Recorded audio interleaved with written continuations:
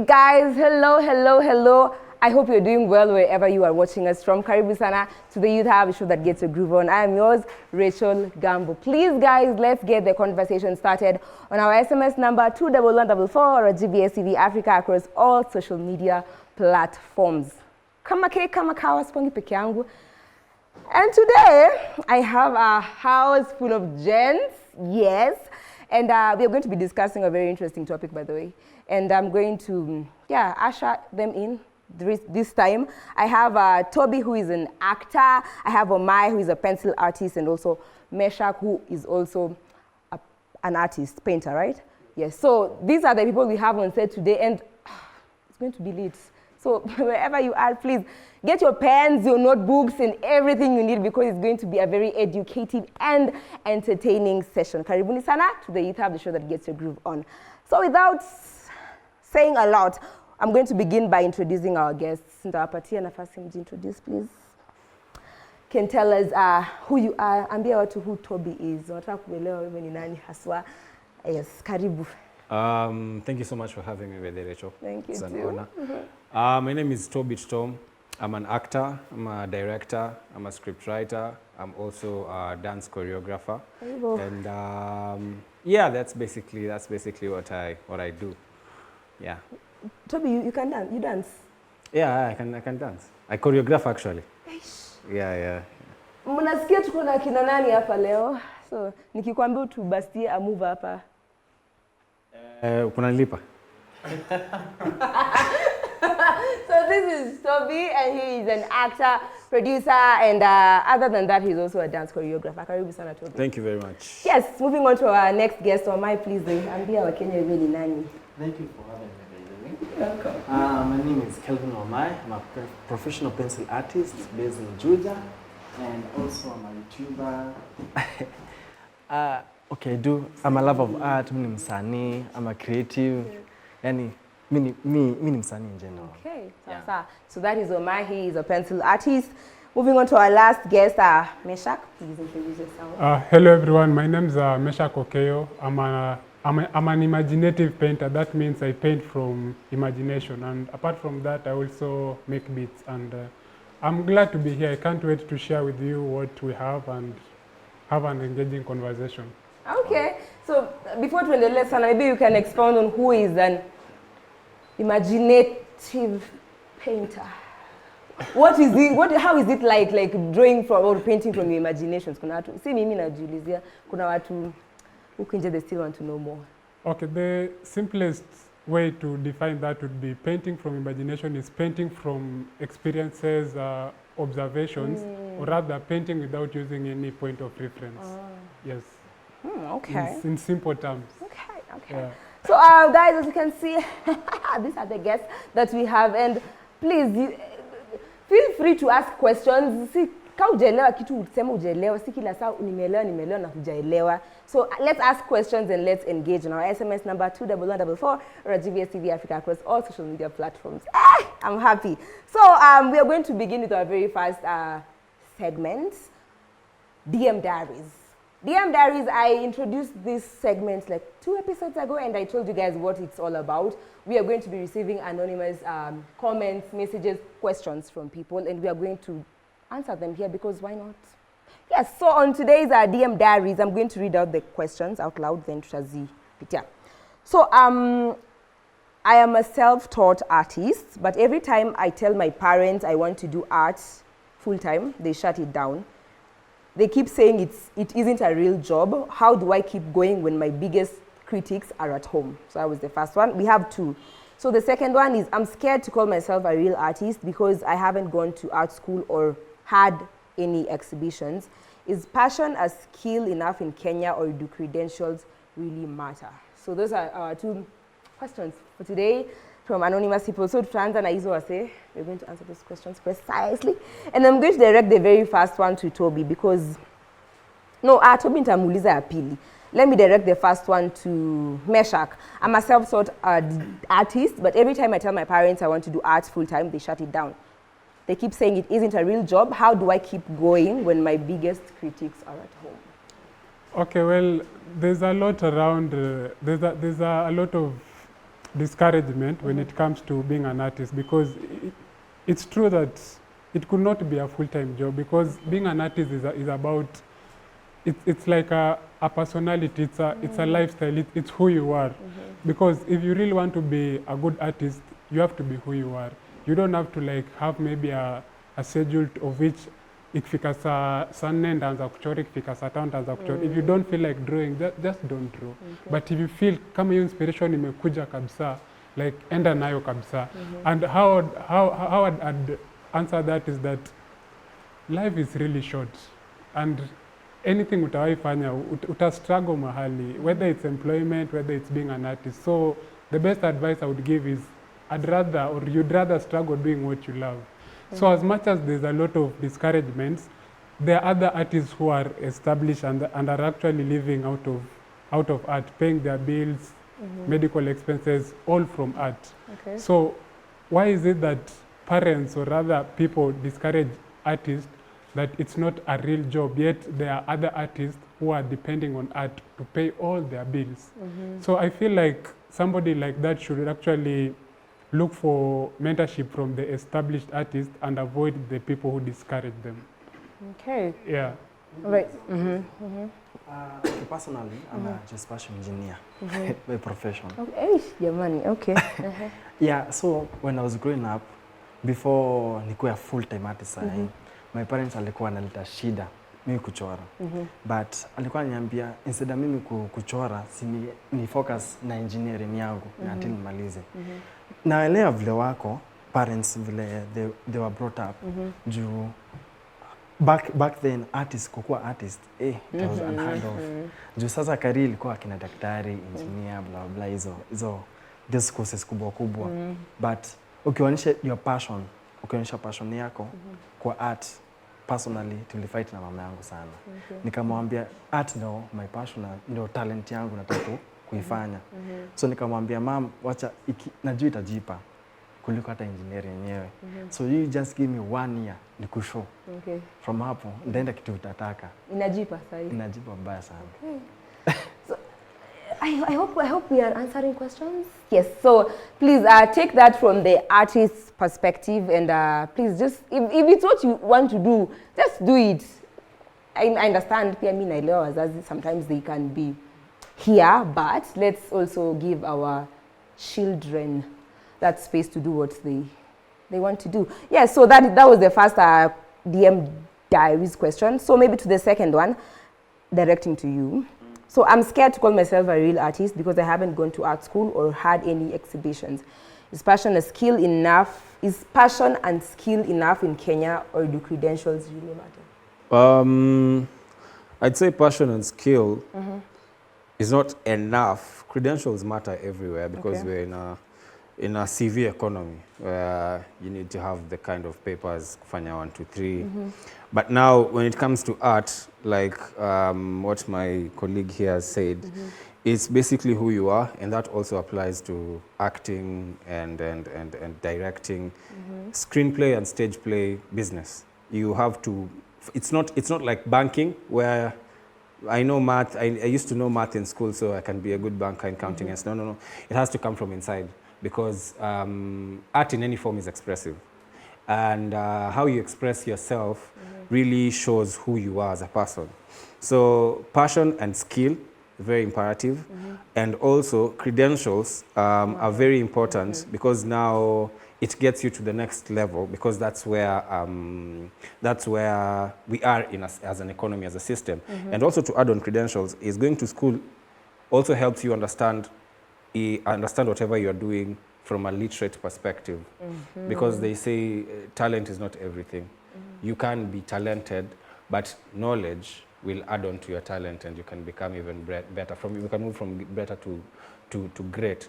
So I'd say basically if it's acting, it's good to go to do theater, to do film, with of course no teaching or no education from it. But as you progress, try to see how you can acquire education and maybe certificates from whatever you're doing, because it helps as you move forward in your craft. There are instances where very well-known artists and radio presenters and everyone in this business go back to school to get The papers. So they go along, they go together.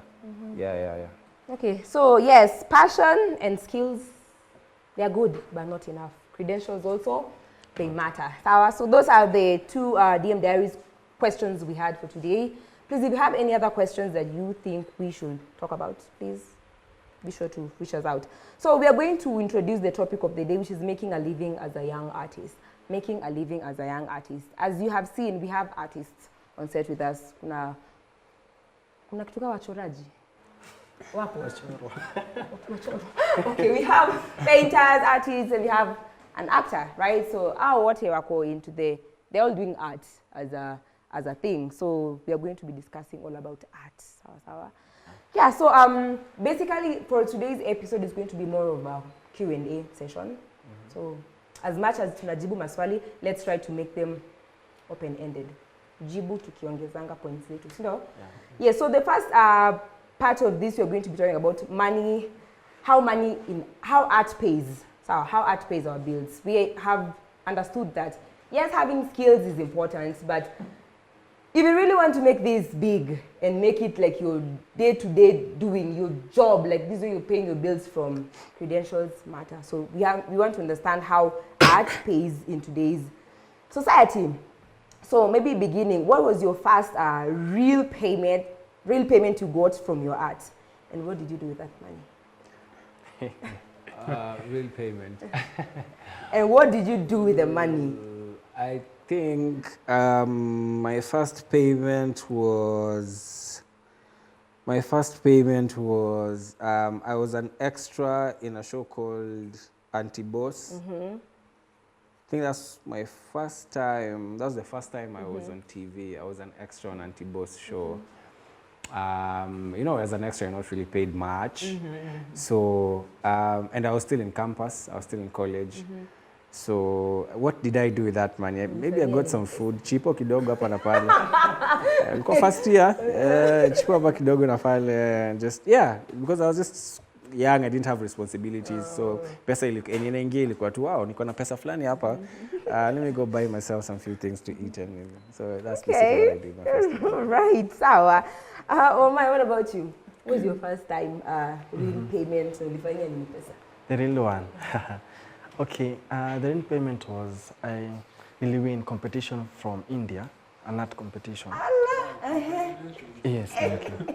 So hapo ndo nikashika pesa mingi, zeros mingi sana zijaona. So what I did, I bought my first iPhone. Yes. Yeah, pesa ilikuwa inanisumbua. Ulinunua iPhone? No iPhone. Yeah, iPhone inakusaidia size. Content. Inanisaidia sana. Okay. Yeah. Sawa. Mesha, what about you? For me, my first real payment was when I was actually employed. I was an illustrator. It was a 2-year contract. Okay. And I had a show. It was my first time showcasing this show called Affordable Art Show at Nairobi Museum. And I showcased 2 of my pieces for the very first time in that show. Na hizo pieces, nilikuwa natengeneza tu. You remember I've said nilikuwa job. Like I used to come from work, just nikifeel kuchora mimi nachora tu. So nikachagua tu hizo. Because nilikuwa nimeapply before but nilikuwa rejected. So finally nikichaguliwa, I had some pieces nilikuwa nimechora. Nikachagua tu 2 random, nikaselect. And they were sold, both of them, each at 25K. Hey! Yeah, karibuni ache kazi. And like actually from that point on kapata hiyo encouragement ya kumbe kitu naweza pata pesa mzuri because like hiyo pay ilikuwa inalingana na mshahara nilikuwa na get haiko imeachana na mbali. And what I did with the money, art equipment.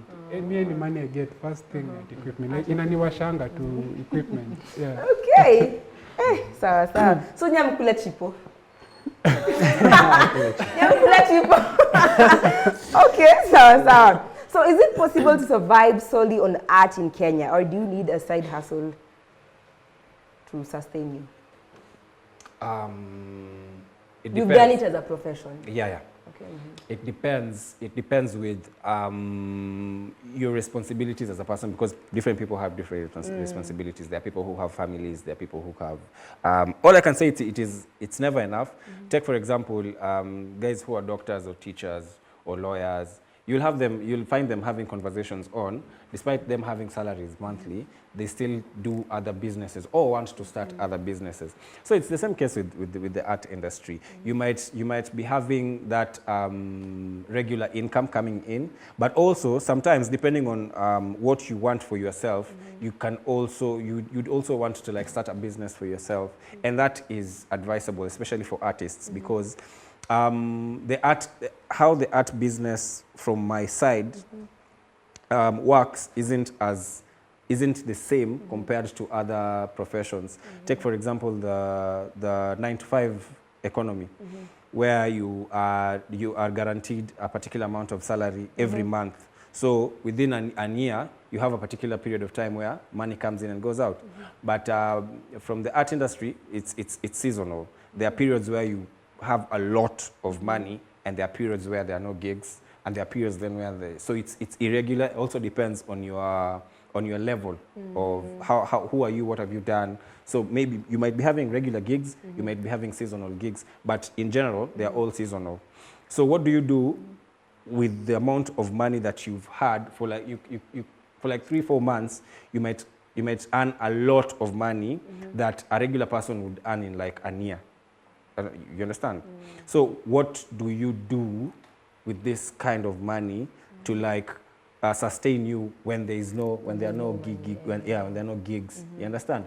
So I'd say yes, but intelligently, you'd also be advised to have to have something on the side to also support you, especially if you are on the seasonal side of business. Okay. Sawa. What about you, Wamai? What do you think? Is it possible, kulingana na wewe usanii wako, is it possible to survive with that alone? Yes. Personally, I don't do my engineering course. Wait, how long had you done the course for? 5 years. 5 years. Yes. Ukasema Hata sikufanya internship, sikufanya anything. When you finished the whole course? Yes. Could I jump on that? I was also doing electrical engineering. Oh my God. Oh my God. Unakula pesa za wazazi. Then hivyo tu. Hata mimi think sikwenda nilienda attachment, but I think internship. Zinili ya kumaliza shule. So because like let me act. What? So wait, it's a full-time thing. Full-time. Yeah. Meshak. For me, I'd say as an artist, you have to think as an investor. That is, kama unataka pia kuishi life mzuri, you know. Yeah, because for me personally, especially for my style is niche at near to a fulani, si ya kila mtu, you know, because my art is crazy. Some are erotic. Yeah, because unajua commercial art, like, you know, drawing portraits, elephants, you know, landscapes, hizo ni commercial, like iko na mafans wengi, but mine iko na wale watu wachache. So for me, I really have to think wisely as an artist, because kuna time kwa nimefungua biashara pool at least inisaidie sustain, unajua, because what Tobias said is totally right, because kuna time nimeenda 3 months bila gig, like hakuna kitu, unajua, na sasa huwezi kula ugali cabbage all those 3 months, unataka pia kukula vizuri, si ati kama kuna dondo unakula po, hata ile time hakuna, at least you should be able to live well. So for me, I'd say it's good to think as an investor, have some two options, part-time, nini. Yeah. Okay. Please, I hope you're getting points from these wise brains. You're not getting anything. So let's talk about projects. I'm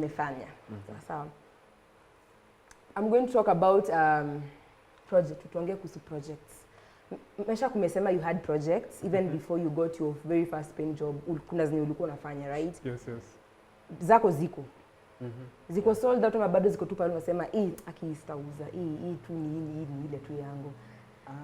Okay, ziko niko na few personal projects zangu bado zijaenda. But more so as me, tunasema I'm a portrait artist. Okay. So zile I deal with portraits watu. So nachoranga halafu zinaenda. So kwa nyumba sina original portraits zangu, original works. But I still send them. Okay. niko nazo. So this is art ya kuchora, the industry kuchora. Then we have this other art here ya showbiz.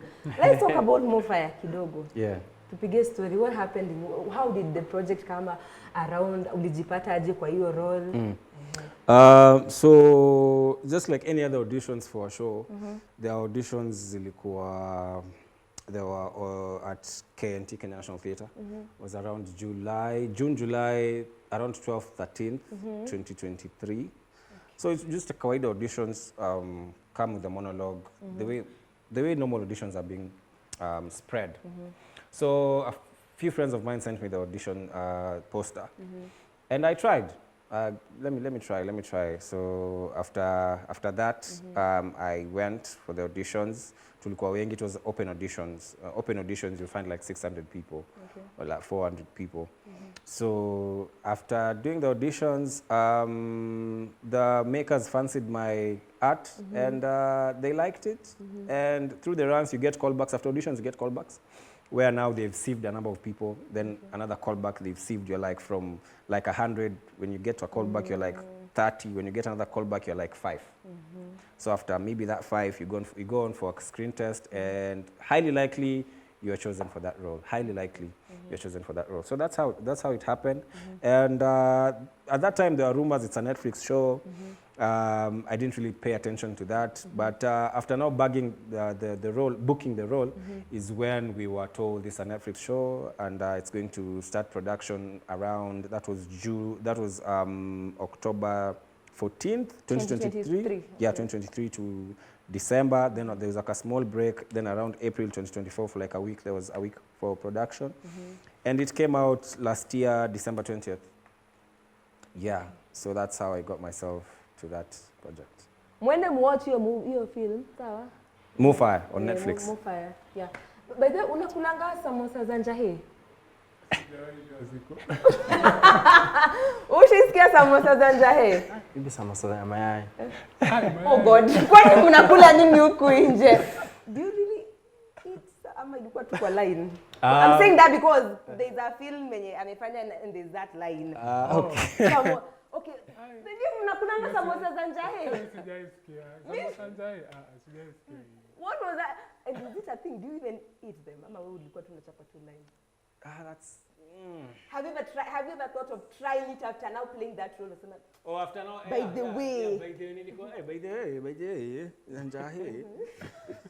Even sijui kunda samosa in real life, but playing the role, I was, of course, as a chef. So basically that line comes from a show called Tuki. Tuki aired on NTV and K24, and now it's on YouTube. It's a 12-episode show. It talks about sexual reproduction health for mainly for ladies. And it's a show that goes on for a story. It's about a story of 3 girls. It's 3 girls and their sexual progressiveness. And in the story, there's a chef. And then the chef misleads one of the main characters' head in terms of, how should they call it? How do you mislead a woman? Guys. You can go watch the show. It's called Tuki. Yeah, it's a really nice on one. YouTube. Yeah. When them watch you, yeah. So these are about the projects that these amazing people have done. So let's talk about creativity. Yes, creativity, because this is an industry whereby you just like creativity equal. Easy at unaenda kuitafuta. You just have to be creative. So have you ever had to compromise your creativity for a paycheck? That's for me. Yes, I had to, and although I'd not say I compromise it for the paycheck, because sometimes you have to create what the client really likes, because it's like mtu akwambie umchore sungura, alafu mimi mwenyewe na feel kuchora, hey, hapa nikapanya itafa, but huyo anataka sungura. They want the rabbit for a reason, you know. So sometimes you have to like look on the other side and think like the client, like they must be wanting this thing for a reason. So you give them what they want. Yes. I would, although it doesn't mean that okay, it doesn't mean that ati kila saa sasa like unakubali to like you have to also like own your craft, yeah? Ukiona client wants something and you feel like, no, this may not work, just try and advise. But you know, some clients are also stubborn, so you just give them what they want, you get your money and go, yeah. Okay. So, have you? As for me, nafanyanga hyperrealism at art. Yani uzitofautisha photo na drawing. Okay. So, some of my clients, wanasemanga, hiyo mapo yangu ni kubwa, unaweza punguza kidogo. Wasanii mnakuwa na kazi. So nasema ukipunguza utafanana. So ndio challenge. So juu vile tumeambiwa as client they always right. So lazima tu ufanye kitu na. So unapunguza mapua. Punguza tu mapua. Okay, so what about you, Toby? Now from your side, have you ever compromised your creativity for a paycheck? So for acting, is a bit different. You get a role, and there's how you've interpreted it, how you'd love to bring it out. Yeah, to bring it out, because they say the actor is the creator. But sometimes utapata the director doesn't really want you to do how you thought you'd want to do it. So sometimes it's advised you just go, like they've said, you go with what the director envisioned or wants you to do, as much as saa zingine nakwanga anafaa kusema hivi kweli, I don't feel, but if the director wants you to say it the way he wants or she wants you to say it, you have to say it. So sometimes you have to compromise to fit. So. Yeah, so please, I hope you are getting something from this whole conversation. Yeah, so we are going to go for a very short commercial break, and then we're going to come back with points after points. Let's continue to keep the conversation on our SMS number 21144 or at GBS TV Africa across all social media platforms. We'll be right back.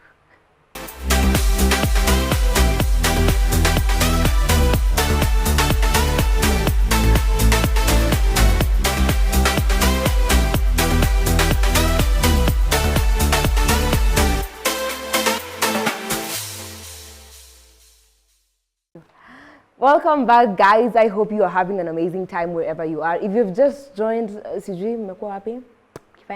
you have missed a lot. But anyway, welcome. Let's continue to keep the conversations going on our SMS number 21144 or GBS TV Africa across all social media platforms. So I have Toby, who is an actor. I have Wamai, and I have Mesha, who are painters and artists. So yes, before we went for a break, we were talking about creativity and what we have to offer against our own creativity. Sawa. So maybe we can finish up with the last point on that section. Do you believe there's pressure in Kenya to do what's trending rather than original work? I'll go first on that. Okay. For that, I feel like it stems to personal vices or rather values, yeah? Because there are some artists, and this spreads even to like singers and rappers, yeah? Like they feel like they need to like be known, like ni kama wako na hiyo pressure ya kujulikana, unajua, like they jump on a trend for the sake of being known. Okay. Yeah, although for me personally, I'm really against that, because I feel like as an artist, you have to really create from your soul. Najua, hata kama kenye unatengeneza haitrend, you create, because the moment you create something to please other people, then there's something in you that kind of lessens or rather disappears, you know. And the more you do that, you may create art that people like, but deep inside you lose something, you know, yeah. Bifa kidogo. Juu, okay, personally, kama ni social media platforms, lazima ufanye ukue in the trending, uko hivi tu bar to bar. Okay. So kama iko trending song, lazima utumie ndio watu wakujue. Ndio at least gain audience from other places. You get. So as for me, kama maybe hii wimbo ya BN pia, lazima hebu tuimbie. Hey! Tuimbie. Unatumia mpaka sauti bwana. Tuimbie kidogo. Sauti yangu maybe ya pencil. Okay. So unaona, so lazima uende na hiyo flow ya music, but at least ukichora uweke hiyo progress ni nini na hiyo song, watu wengi watatend ku join your ku view that drawing ama process you're drawing. until the end. Hapo ndo unaweza pata following na hizo vitu zote. And hata clients pia. So lazima ujoin. Si hapo pole. Acha niseme another thing. Kuna siku nimejiuliza, what if kesho niamkia asubuhi nipate niko na 1.1 million followers? Will there be a difference in how I behave, how I react, how I treat people and everything? Because hiyo imekuja peke yake. But unaona ile yenye unashinda umefukuza ikisha kuja una feel like hakuna haja kufukuza tena, you know. And that's why I'm saying you have to really create from your soul. Yeah. Okay, najua pia usipata 1.2 million followers dakika moja. It's gradual. Magic happens. Mtu anaweza julikana hivi within us now. Okay, sawa. Nini wawili tutapeleka hapo nyuma discuss alafu. So for your industry, maybe let me just try to twist the question kidogo. So I understand you have your own way of doing things. If it's acting, where you have your style. They know Toby is like this. Yeah, anakuanga hivi and he can fit maybe for this character. Yeah. So have you ever gotten a role that in real life you're not comfortable doing? And did you still do it? In real life, I'm not comfortable doing. Like in real life, that cannot be me. Or in real life, that cannot That be cannot me. be me. That's now our work. We are supposed to embody any character that we are given for. Oh. Yeah, you're supposed to. Okay, there are actions where now that will boil down to actions. There are actions that this character might be doing on TV. Now, for actors, these are things that will remain with the audience, with the public, for the rest of your life. So there are things that before doing, you have to like make that decision, that conviction has to be with you. Because now, for me doing things, take for example, intimate scenes and scenes that are, let's say, not considered normal in the society. These are things that when you do or when you agree to do, you have to have that decisiveness in your head, like umeamua, I am going to do it and it's going to be seen, and I have nothing left to think about, like I don't have to drag it with me all the time and say, oh, no regrets, why did I do it, why? You just have to have that conviction and do it. So yes, Have you ever had such a situation? So far not yet. Not yet. I haven't, not yet, because I know in our industry, you can never know. You might fit the look as perfect, but now they want to put you in, they've seen you in another light that you didn't know you can do. And, so can you do this for us? This is a role that this guy likes to do these things, and and in the show, you'll have to show this, and you have to do this and this in the show. Would you compromise that for a paycheck? Wasanii, the paycheck, yeah. I'd say yes. I'd say yes. Because I have had thoughts about it. Because there are many. Because in our society, there are very many different kind of people. Yeah, and for like nowadays, society has accepted so many things. The African culture has accepted so many things. Technology, yeah. So there are things and there are stories that you'll have to tell. You know, us, we are storytellers, even artists are storytellers. So there are stories that you'll have to tell. In your real life, you're not that completely, but you're paid to embody these things. So, in a BD. Okay. The conversation between you, the contract, and the director and the producer. Something to add here. Okay. As a creative or as an artist, we whatever we create is a reflection of what is happening within the society. So we could create something that's totally none of our traits or character.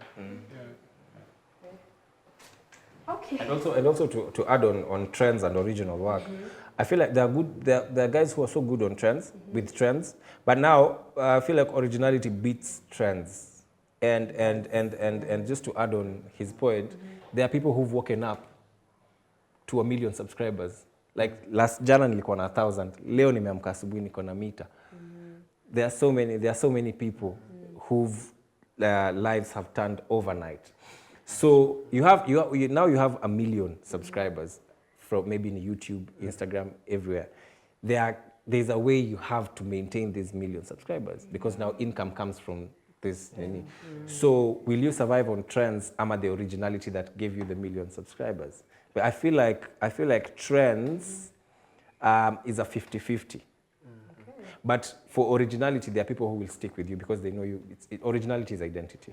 Yeah, trend is Comes everyone can do trends. Mko wengi, but originality uko peke yako. So you have organic, they're called organic audience. You have an organic audience when you flow na wewe, wherever, whenever, forever. Yeah. Yes. So guys, I'm just reminding you, please take notes. Yeah, please don't forget to take notes because we are having a very interactive session. So let's go on. Tuingie upande wa digital and social media influence. So we have very many we have very many digital platforms. We have TikTok, we have X, we have Instagram, we have YouTube, we have Telegram, we have Snapchat. Tuko na hizo vitu zote. So how do artists use these platforms for their art and for growing their audience and their fan base? Rudiuku, TikTok, Instagram, or Twitter, or X, where do you shine most, and how does that help you and your brand? Well, personally, I'm not really Out of that social media. vibrant on social media because actually majo mingi nimepata from inaitwaje? Referrals. Yeah, referrals, yeah, exactly. Hata vile tumekuja hapa to exchange contacts, maybe one of them akisikia job, they just and also WhatsApp groups because WhatsApp group is more personal, you know. Okay. Yeah, so for me, I depend on WhatsApp groups actually more than digital platforms. Yeah. Okay. Sawa. Omar? My story is different. Moso saizi nafanya social media platforms sana TikTok na Instagram. Okay. Facebook not much. How has it been? Okay, it has been a journey. Okay, TikTok is a very fast growing social media platform kuliko Instagram. Instagram, utapiga magoti watu wakufollow. Lakini TikTok, najua ni dopamine tu mbio, utafollow hiyo hapo. So kwa social media platforms, moso napatanga clients from there. Okay. Though at least napata some few fame out of it. At least watu wanakujua kidogo. Okay, so you use that to also market your brand? Yeah. Okay. Sawa. Toby? In our side, it mostly it's what you've done. Like we've seen your Netflix, you did this role nicely, so your name will be sent to other producers, and they'll know. Okay, amefanya ako kwa show, he's that character, nini. So there's that. Then it boils down to your social media. So where can we find your work? You know, they can't go watching every show that you've done, 25 episodes, 30 episodes, one full feature film, 2 hours. They can't. They want to see different works within a short period of time. So for me, where my work spreads most is on Instagram. Okay. And I post most of the scenes that I felt were iconic, nice scenes, very scenes that communicate, scenes that show the best of my abilities. Okay. So utazipata pale kwa page yangu. I post different shows, different snippets. So mostly social media helps. Instagram. For you, it's Instagram. For me, it's Instagram, but I also post on TikTok and Facebook, which also do well, but not as much as Instagram in terms of followership. I think I have the most followership on Instagram as compared to these other social media platforms. But I believe in both. Because in our industry, the producers, the clients, the casting directors, they, as much as they know what you've done and they've watched your nini, they also want that place where they'll find most of your work within a very short period of time, and that's on social media. So they get to peruse your page. Okay. Maybe I can add. Nowadays, TikTok is like Instagram ama TikTok is like a search engine. Juu watu wengi wanasemanga, like for me, ukisearch pencil artist in Kenya. So ukitaka maybe commission portrait, you search on Instagram ama TikTok. Hapo tutaona your portfolio. So your social media platforms must be a business portfolio. Correct. And your storage. There's someone who was telling me it will never ask you for storage. Just keep on kwa Instagram, TikTok. Just haitaikuuliza. Okay, so Mesha, can we agree on? Yes, actually, I totally agree because there are some jobs because you know, like as an artist, you also have to like apply for art job, unajua, because actually hizi ndio zinalipanga vizuri. Like my colleague had said he got this from India. Was it I don't know if it was a grant, but it paid him well. Yeah. So easy art job, they normally ask for an artist CV, artist a portfolio. I love pia they always ask for the social media. So I totally agree. It's important, yeah, as a portfolio. Usiweke selfie huko and stuff. Yeah. But even they say in this in the art business, there's branding, there's presentability, there's representation, and there's personality. Personality sasa ni hizo selfies and nini. Branding sasa ni hizo painting, portraits. Representation and presentability is what you do aside from these other things. Like maybe you're involved in charity, you're involved in ni poa kuweka kwa page yako. It gives a wholesome profile of you in simple terms. Like msana anaona tu vitu zenye involved without kusoma anything. Okay. Sawa. So as we wrap up, tukikaribia ku wrap up, maybe you guys can give me one each. Sawa. So yako ndio tuambia WhatsApp ama wapi sasa ndio tuambia mnapatikana. Okay, so I want you guys to give me one very weird or funny DM you've ever received from a fan or a client. Tunaanza na nani? Tuanze na wewe WhatsApp bwana. Ndio ilikuwa from a friend. There's his friend alimtumia message and then he forwarded to me. Okay. And the friend was like, "Hey, artist ni mnoma sana, kuna anatumia mavitu ama nini." Yeah, that's the weirdest. Did you ask who the person was? Yes, of course I did. We were tulikuwa tumepanga actually kupatana, just that in the middle of the exhibition a lot was happening, we never happened to meet. Okay, so guys, let's go and see what he does. By the way, I'm eager to see also. Omar? TikTok itanionyesha maneno. Tell us, talk to us. I don't know if you get popularity kidogo, watu wanaanza kuona differently. Njoo DM zingine naonanga ati hey nakupenda sana. Please kuwa wangu. Please. No wa. Okay, sawa. So do you reply to such? Na ignore. Okay. It's also good to reply, you never know. You never know. There's a term to soko. You never know. Toby. What is the weirdest or funniest DM you've ever received from a fan or a client? The weirdest was the ziko mingi. Okay.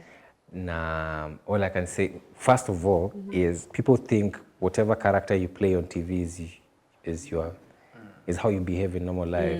You might be very hyper and everything kwa TV and this character that you've been given. But in real life, you're just a chill guy. When you're relaxed, una mambo mob. Maybe you're so boring. Unanga hata story. But I'm on a role flani, any gangster, any G.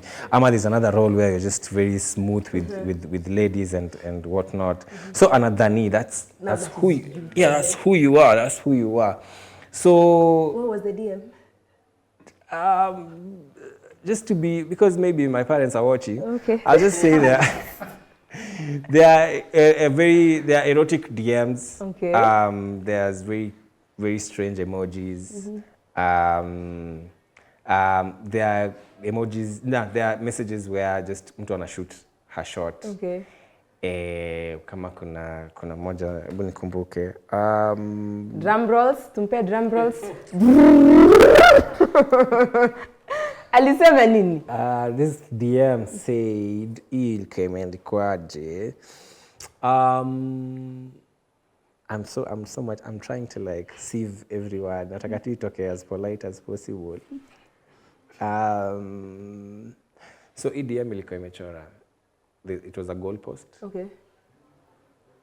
Yeah, it was a goalpost, then a ball. And then she sent also an emoji of someone running. Okay. Sawa. So, guys, we are wrapping up. Tumekaribia kufunga and yeah, so si kila kitu mnatumia watu pia nini. Saa zingine you just anyway, thank you so much guys for sharing your experiences and making this episode of question and answer be as fun as it can be. Thank you so much. So tumemaliza our very second segment of the discussion point. So we are going to go for a very short break and we'll be back with our games.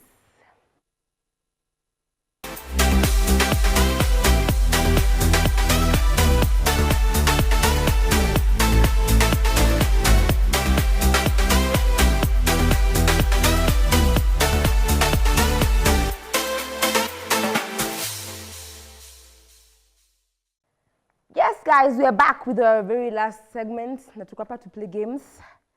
So we have 10 good minutes of playing this game. So with us here are charades. See papers nyingi ni kidogo tu.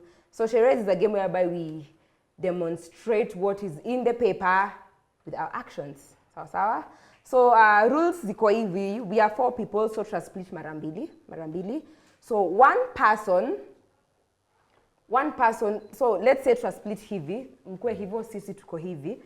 If I'm the first person to pick, I'm going to demonstrate to my partner what I'm trying to say. Sawa? Yeah. So means I'm demonstrating, yet and demonstrating, whatever. Sawa? Okay. So even the teams ziko. Yeah, so each team gets 30 seconds. Sawa? 30 seconds peke yake to guess whatever the other person is saying. So get your teammates to guess the word correctly using only actions. No talking, no mouth words, and no sounds. Tumeelewa? Yes. We are ready. Tuanze na nini? Oh, okay, sawa. Tuanze. So pick yako. Uko hooked? Yeah. Okay, let me just, maybe you can pass. Pick yako. Chukua mbili. Okay, moja. Chukua tu moja. Okay. Sawa, msifungue, so nisije tunaanza. So whatever is here, I'm supposed to demonstrate to Toby. Sawa, please. Jua kinini nasema. Sawa. Please no. All right. So okay, this one is not hard.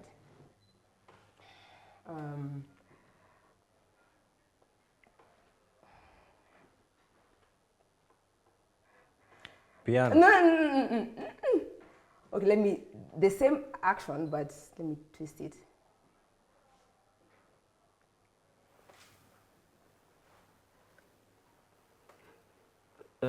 Needle, sewing, string, tailor. Yes. Sawa yako. Yeah.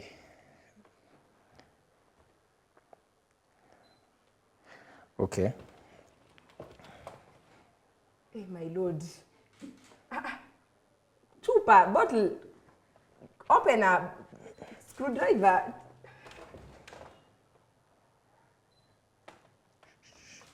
Maji, tap. Pipe. A pass plumber. Okay, so you too. Oh, damn.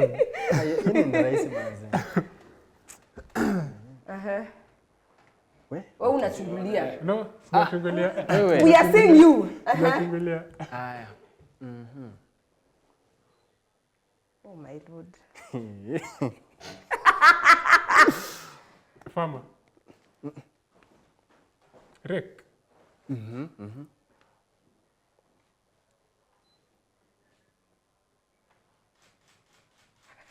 Damn. 5, 4, 3, Rubbish. 2, 1. Hakuna rabbit. Rabbit gani hapo? What was it? Raking leaves. Raking leaves. Hata ungempatia clue nyingine. Sasa leaves utafanya nini? Angesema leaves, umesema leaves. Nimesema rake. Rake, angesema rake mwambie like uko hapo. Iko sawa. Sasa nyie mjapata point. Okay. Haya, yenyu.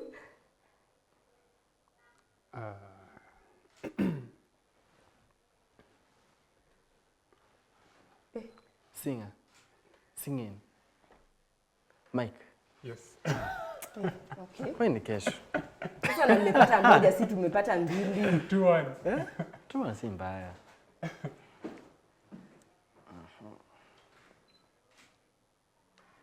Okay, sawa. Hey. Okay, sasa kuifanya ikae vibaya.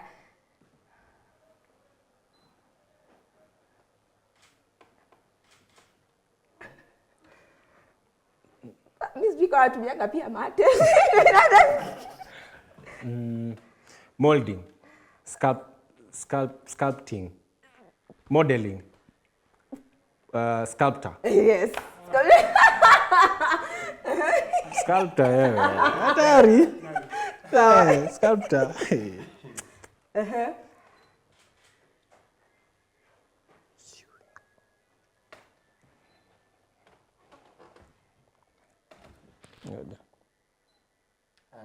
Sioni kitu.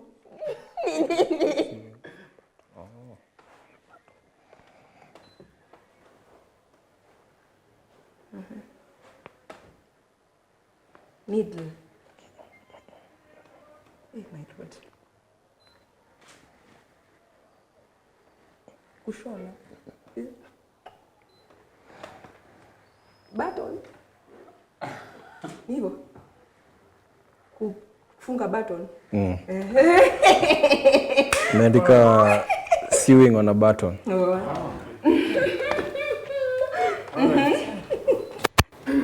So far tumewashinda in all.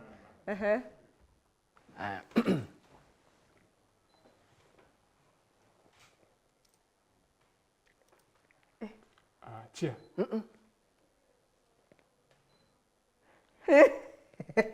Rapper, singer. Politician.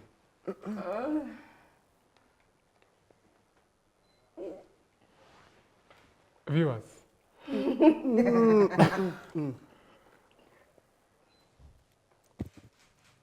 Look. 5 4 3 hata mjaribu ya mwisho 4 1 Fans. nini Influencer. Oh, that was lakini tough. surely influencer na microphone Umefanya? hata ungesema tap tap hata mimi ningesema tu politician hata mimi It's okay. yako Wow. unachungulia unamwekea achungulie wewe tumewashinda Okay.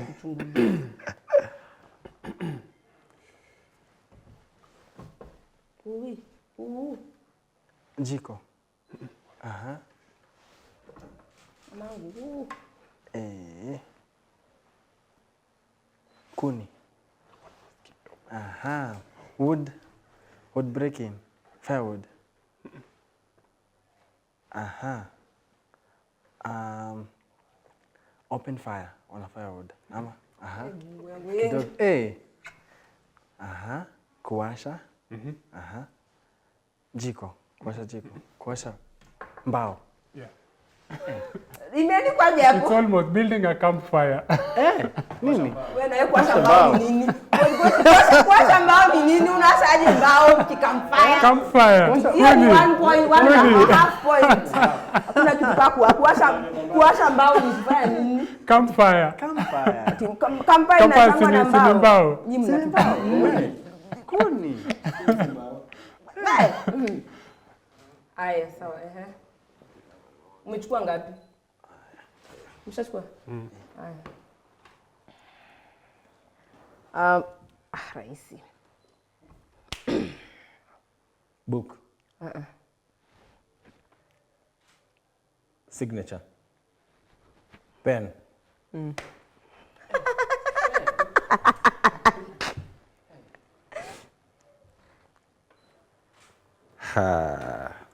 Ndapata. Mimi Ndapata. hata sijui ni nini. Nasema kweli. Sijui ni nini. Tujaribu tu.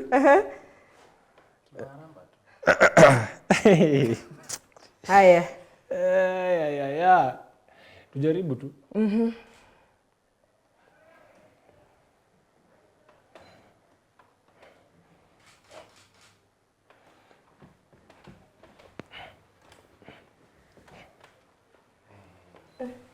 Wetu. Line.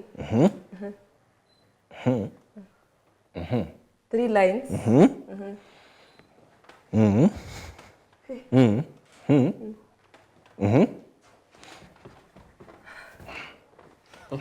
Winning, losing, number 3 kwenda.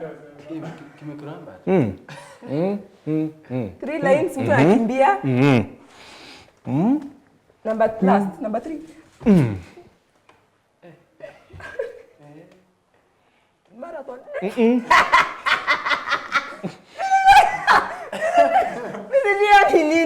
3 lines running to the finish. Monster anakimbia kwa 3 lines. Mimi sijui hiyo ni nini. Ni nini? Imeandikwa playing hopscotch. Hop, step and jump. Mimi ndio na hop, step and jump. Sasa mimi nadhani hopscotch ni hiyo, hop step and jump. Hiyo nata sikuwa karibu. Sawa. Au kucheza hop step and jump? Sasa ni gani hiyo? Ile Ndio maana unaelewa. Ile ni mneka line ya kwanza ya pili, so ni hop step. Si 3 sticks. Mneka mwanza 3 sticks. Alafu inaenda ikiextendiwa. Inaenda kiextend. 3 sticks. Si kwa 3 sticks. Hiyo ndio hopscotch. Mimi sijui hopscotch ni nini. Imeandikwa hopscotch. Hata mimi sijui. Hizo ni mchezo za wazungu basi sasa. Ufai ku make sound. Ufai ku make sound. Okay. Oh my god. Boda bicycle. Igniting a bike. Revving, engine revving. Clutch.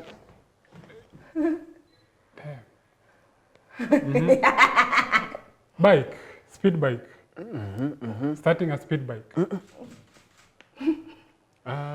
need to drift.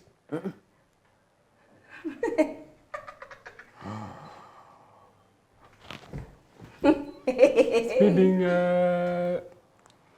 3, 5. Maneuvering traffic. Maneuvering traffic. 3, Bike, engine revving. 2, 1. Ni? Riding a motorcycle. Ai. Ajasa hizo amesema riding a motorcycle. Ajasema. Aya. Tulikuwa destined kushindwa hii game. Damn. Sawa, tuendelee. Sisi kwetu. Wow. Sijui kama tutapata but ni sawa. Ninyi wawili kama mtapata. Sawa. Okay.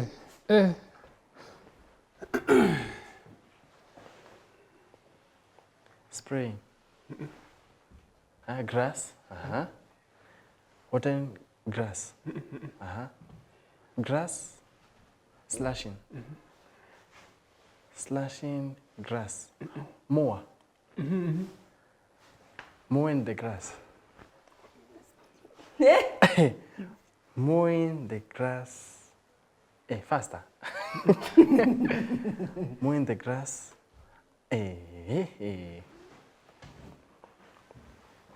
Mowing the grass. Animal people. Mowing the grass. Jamaliza bado. Field. Mowing the grass on the field. 5. Mowing the grass on the field. 3, Yes. 2, 1. Mowing the lawn. Sio ni kama mowing the grass. Amefanya hivi nikajua tu ni lawn. Nimesema lawn. Ni lawn. Pe nusu. Nusu. No. Anyway, tumemaliza and we are the winners. We are the winners. So thank you so much guys for keeping it GBS TV, the youth have show that gets your groove on. I'm going to give my guests Kienda sana 30 seconds each, sawa? To give us your parting shots, your last words na penye tutakupata kwa mtandao. Si ndio? Let's begin with you, Meshak. Okay, hello. Thank you for engaging with us. It has been fun. I personally have had fun. My word of encouragement would be follow your heart, follow your passion. Kila mali utaenda kuna struggle. So you'd rather struggle doing whatever you love.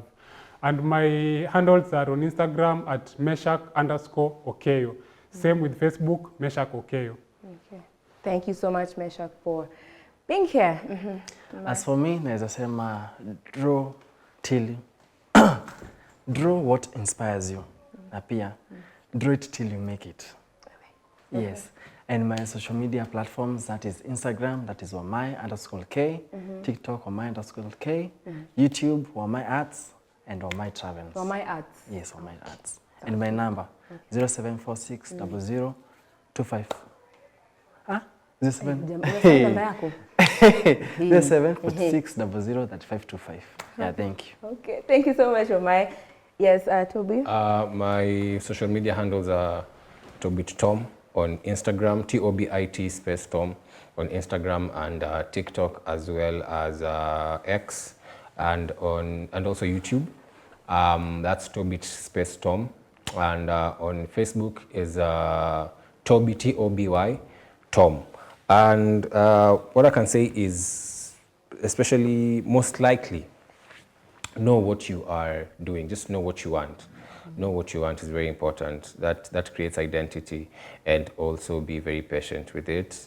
Everyone has a story. Everyone has a time. Your friends, your brothers' time might be close. Yours might not be close. But just believe in your craft. Know what you're doing, and be patient. Yeah. Yes, thank you so much, guys, for keeping it GBS TV. This was the Youth Hub, the show that gets your groove on. To partner next week, same place, same time. I was yours, Rachel Gambo. You can continue following and interacting with us at GBS TV Africa across all social media platforms or on our SMS number 21144. Follow me also on Instagram for more engagement, miss._Gambo. Yes, and let's remember to spread love and positivity above all. To partner next week, same place, same time. Ciao. Toodles.